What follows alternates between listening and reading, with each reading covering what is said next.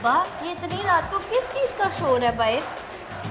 ਓਏ ਛੱਡ ਪਰੇ ਰੌਲੇ ਕੋ ਸੌਣ ਦੀ ਤਿਆਰੀ ਕਰ ਆਪਦੀ ਮਾਂ ਨੂੰ ਆਵਾਜ਼ ਦੇ अब्बा बोल ना बता।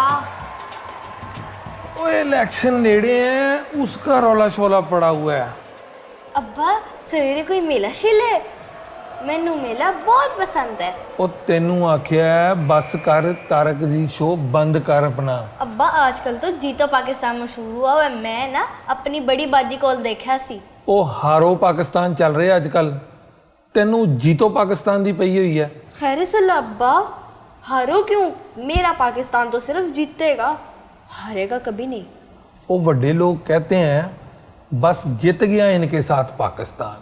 वो कहते हैं मैदान भी इनका ते अंपायर भी इनका ते ये केड़ा मैच है भाई? अब्बा सही दस सवेरे मैच है। ओए आहो मैच ही है, तेरे सवाल नहीं बंद होने। थोड़े से सवालों के जवाब और दे दे अब्बा, शायद तेरी या मेरी बात समझ में आ जाए। पूछ समझा मैनू, चला दे अपना जीतो पाकिस्तान। अगर वो मैच ही है तो हम देखने ना चले? ओ नहीं, इलेक्शन होने वाले हैं। अब ये इलेक्शन क्या होते हैं?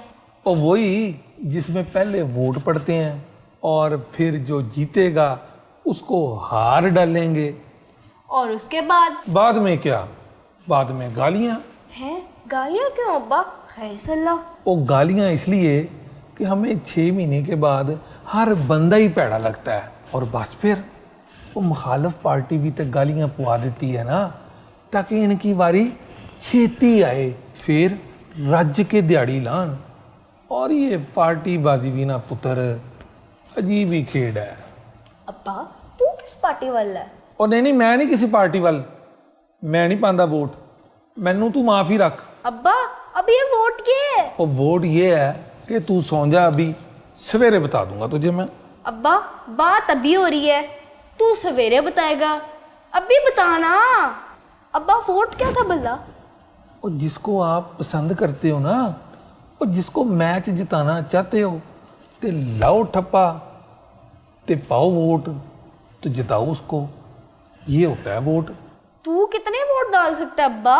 वो एक वोट बस, होर की। वो कल्ले बंदे दा ना एक ही वोट होंदा है, ते कल्ले बंदे दे वोट दे नाल ना सब कुछ ही बदल जाता है।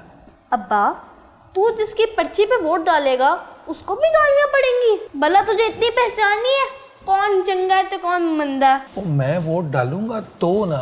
अब्बा वोट तो हम डालेंगे। और जा तू पालवी फिर। अब्बा भला मैं वोट डाल सकती हूँ? ओ नहीं बच्चे वोट नहीं पाते। भला आ क्यों? वो बड़े साहब है ना, वो कहते हैं बच्चे गैर सियासी होते हैं। अब्बा जिस चाचा ने बाहर रौला डाला हुआ था वो कह रहा था कि अपने बच्चों के लिए वोट डालो। जब अपने बच्चों के लिए वोट डालना है तो बच्चे क्यों ना वोट डालें? वाह अब्बा वाह, ये की गल हुई है भला? और मेरे दिमाग की लस्सी ढकना बंद कर ते अपना जीतो पाकिस्तान भी।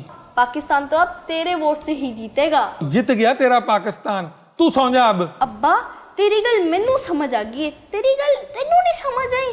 जो तुझे दिल से अच्छा लगता है ना अब्बा, डाल दो उसको वोट, और देखी फिर हमारा पाकिस्तान ही जीतेगा तेरे कल्ले के वोट से। और डाल देंगे वोट ते देखने कितना जीतता है तेरा पाकिस्तान। जीतेगा तो मेरा पाकिस्तानी। अब्बा पाकिस्तान जिंदाबाद।